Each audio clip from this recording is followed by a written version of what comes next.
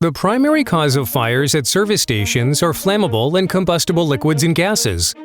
Every year, an average of over 5,000 fires are reported at gas stations across the U.S., causing over $20 million in property damage and 2 fatalities. Traditional spill response methods use absorbents to clean up spills, but fuel-soaked absorbents remain flammable long after the spill has been addressed and require additional costs in the form of employee labor and expensive hazmat disposal. Not having a spill response procedure in place puts your customers, employees, and locations at risk. React quickly reduces fuel spill flammability by suppressing fuel vapors, keeping your team, customers, and property safe.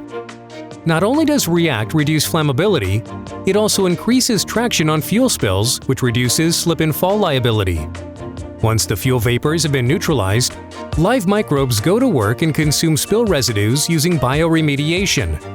React reduces the creation of flammable hazardous waste from absorbents and eliminates the costs associated with hazardous material disposal methods. React can be used safely without absorbents for smaller spills where the spill is contained on the fuel pad and away from drains.